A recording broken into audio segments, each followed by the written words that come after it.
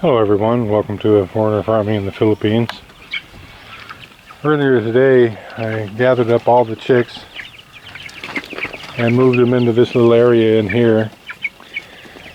We had lost a couple because I think they were just too crowded and they needed to be running around digging in the dirt. They'd been in those little pens long enough. I think with the heat, it's been extraordinarily hot here the last couple of days. I mean, just a broiler.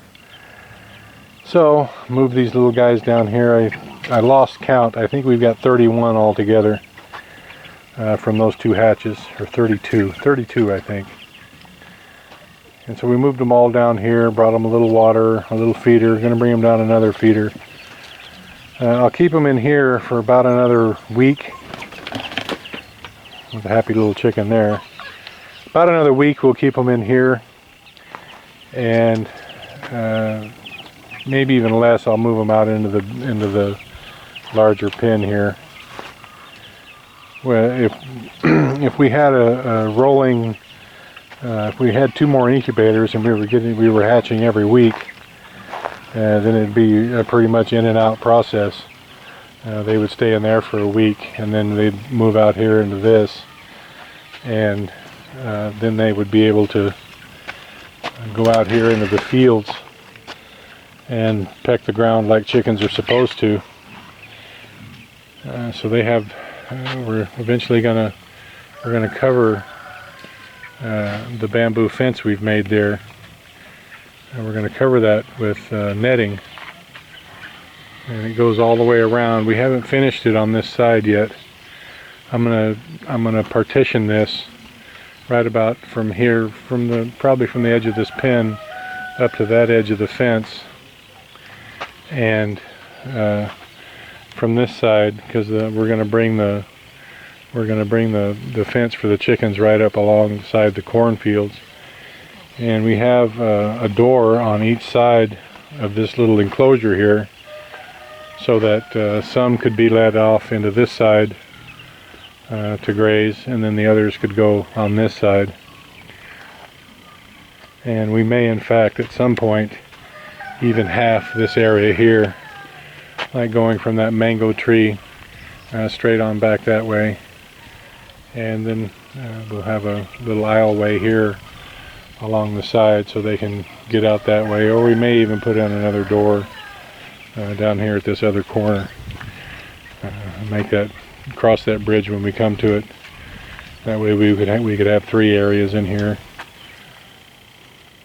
That's a little gray dog right there. When I was here by myself last December, this dog is actually the neighbor's dog, and it's taken all this. When Nini came into heat, he kind of came around and was a bit flirtatious.